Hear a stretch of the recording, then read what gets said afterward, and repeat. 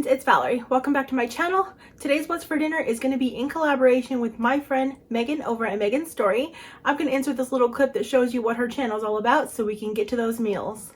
Hi, I'm Megan, and my channel is Megan's Story. We love to have so much fun on our channel, and we're just a little crazy, just saying. Anyway, but on our channel, we have lots of videos on grocery hauls, what's for dinner videos, and we love to just take you along on our many field trips, and sometimes we just love to grab the camera and take you along with us on our many adventures. We also have tons of lifestyle videos as well. I hope that you join us and subscribe today, and thank you so much, Valerie. This was a lot of fun.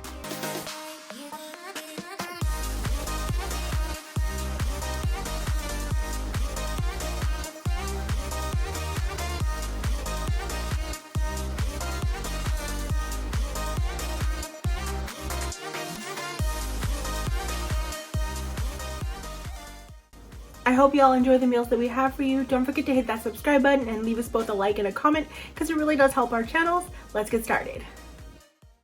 On this night, we were hanging out watching some football, and I thought, I want some chili cheese dogs and fries. So I had some of these Johnsonville Better Cheddars, and I made them up on the indoor grill, did some chili and cheese and onion, and I made some air fried fries as well.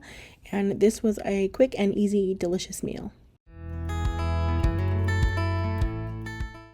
I still had some of that leftover Sicilian chicken soup, so I thought I'd do some grilled cheese with that. I'm just using some of that Nature's Own, like the thick bread, and I use American cheese is what I really like. But I was testing this out on the griddle, on the Ninja Foodie griddle, and testing things out from 300 degrees to 350. I think if you have one of these, 350 is going to be a good temperature, a couple minutes each side. It was so crispy and delicious. The cheese was nice and melty, and of course I served it with that soup. I will have the recipe linked in the description box down below for the soup. I made it in last week's What's for Dinner. I'm going to start this meal off by making the lemon ricotta pasta. So I'm taking 8 ounces of linguine pasta and I'm adding that to some boiling water that's been heavily salted. And I'm just going to cook that to al dente. There are some other pasta options that will be linked in the recipe that I'll have linked down below. And now we're going to make the ricotta mixture. So to a bowl, I am combining 1 cup of ricotta with 1 tablespoon of extra virgin olive oil, 1/3 cup of grated Parmesan cheese. It calls for 1 clove of garlic. I'm using 2 cloves of garlic. In there, I pressed those, and then I'm taking the zest from 1 lemon. I'm also going to take the juice from that lemon as well and add that in. You're going to also season this if you want some salt and pepper. Now, I didn't use salt because we're going to be reserving some of that pasta water, and mine is heavily salted, so I'm going to adjust that like later on. If I need to add some salt, I will. But I'm definitely going to add some pepper because we do love pepper. I started off with a little bit. I gave it all a good stir to mix it all together, and I can just tell already that it could use some extra pepper, so I just went ahead and added that.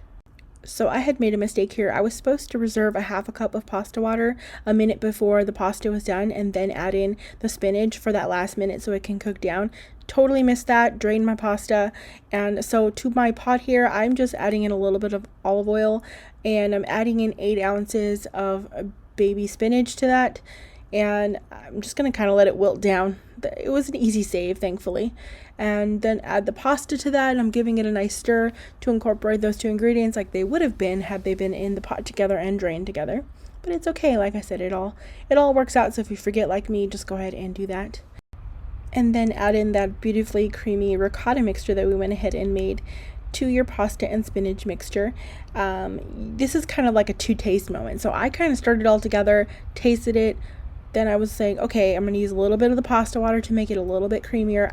I'd say we reserved 1/2 cup. I'd say I used maybe close to a 1/4 cup's worth in there just to kind of make it a little bit creamier. I also did add some extra Parmesan as well, and I used some red pepper flakes and a little bit of salt because I didn't want to add any more pasta water. I didn't want it to be too thinned out. So I just added a smidge of salt, and this was so delicious and creamy. I'm going to do some grilled chicken breast as my protein for this meal. I've been really into grilled chicken breasts, and I really just love chicken in general, but I'm going to season these chicken breasts with some Cavender's Greek seasoning and some of the Kinder's red garlic seasoning on both sides of my chicken. I spritz my chicken with a little bit of avocado oil, but it's definitely not necessary to do that. And I'm cooking this on my indoor grill for about 10 minutes total on high heat. I flipped it about halfway through. That is going to vary depending on how thick your chicken is, but I always use like thinner sized chicken breasts. And I served this whole meal with a Caesar salad kit. We really loved this meal so much. So this chicken was so flavorful and so juicy. I was in love with it. And then it was paired with that really creamy ricotta spinach pasta that was so, so delicious. This made it feel like a really nice meal, but it was super easy. I'm starting off by taking this Sweet Baby Ray's sweet red chili sauce. Any sweet chili sauce is going to work for you. I'm taking a 1/4 cup of that, and then I'm going to take 1 tablespoon of toasted sesame oil. I'm doing the oil here at this point in this measuring spoon for a reason first, because see, when I add the honey here, it won't stick as much because I did the oil right before it. So that's a nice little tip to do your oil first. And then I put two tablespoons of that, and also 2 tablespoons of soy sauce. I'm just using regular soy sauce, low sodium will also work here. I just like the taste of regular soy sauce.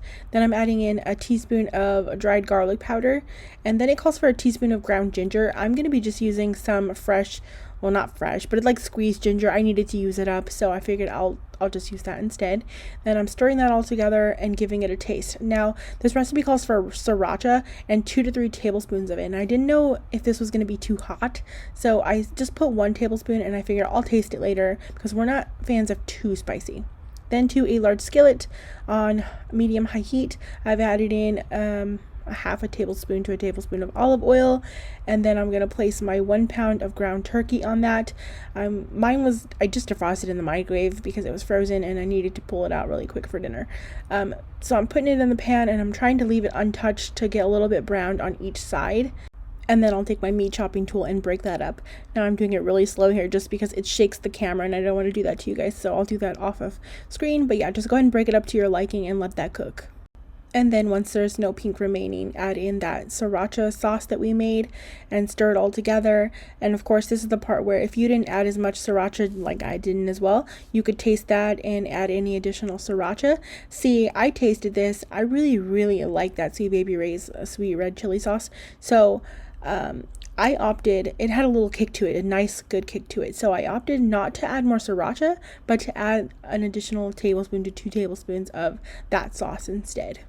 Now, the recipe that I'll have linked for you in the description box, they use fresh broccoli, and they added it to a pan with some oil to get it like little toasty bits on it. Now, I'm using frozen broccoli. I just put it in the microwave like 2 minutes under what it was saying to cook it for, so this way it still had some time to cook. And then I added it to the pan with a 1/2 tablespoon of olive oil, let it toast up. Once it was done, it wasn't all mushy because I didn't overcook it in the microwave. And then I just combined it with the ground turkey. Now, in the original recipe, they also use ground chicken instead of ground turkey. I forgot to mention that. I just typically have ground turkey on hand, so that's what I used, and it was delicious. We really loved this meal. I served it over white jasmine rice, and I put some green onions and some sesame seeds, and this had so much flavor and was just really delicious. And a bigger bonus is that this meal is a 20-minute meal. For this night, I made some naan pizza breads because we had got some naan bread on super clearance, like $1 for the package. So I figured might as well use it up for a cheap, easy, and delicious meal. I have made a video on this before, so I will leave a link to that in the description box down below. Y'all, it was finally time for me to try out Mississippi chicken. So I've done it with pot roast many times, but had to do it with chicken. So I'm having the recipe that I'll have linked for you. So I'm taking 1.5 pounds of chicken breast, and I'm putting that in the bottom of my slow cooker. And then I'm adding some ranch to that. In the typical recipe, you'd use a whole packet. So of course, like I said, I'm halving. So I'm doing 1/2 packet of ranch, as well as 1/2 packet of this onion soup mix. You can also just use the au jus like normal. I like the flavor that this soup mix gives. And then typically you'd take a stick of butter. I think I'm doing a little more than half because I really like butter, and I think it really helps soften the meat when it's in there. It adds like a nice fat content to chicken breast. Then you're going to take some pepperoncinis. Do however many you like. I typically do like a good 5-6 if I'm halving it like this, but it depends on the size of them, of course. And then you're gonna pour some of that pepperoni juice. I poured a little bit. I should have poured some more. I really love the flavor that gives the meat.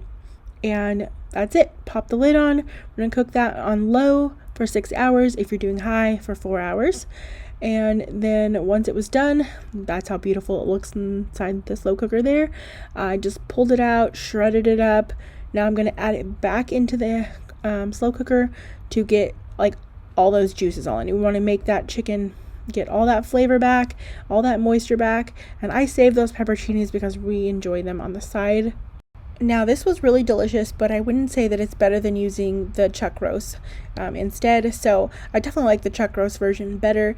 But I love how budget friendly this is with chicken as well, because you can serve a lot more, you know, at a cheaper price than a chuck roast. And I just made some instant mashed potatoes on the side with some butter and pepper, and I air fried some green beans.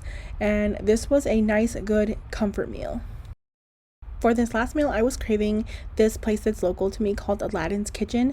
I got the chicken shawarma plate. I really enjoy that plate. They do a nice pilaf rice and hummus and a little like cucumber tomato salad. Then I was really craving grape leaves, so I got some of those. It comes with pita bread, and then I had to get some baklava because it's so good. Thanks so much for watching, friends. Don't forget to hit that subscribe button and that little bell so you don't miss out on any future videos. And don't forget to go check out Megan's channel and what she's cooking up for you. I hope you all are having a great day.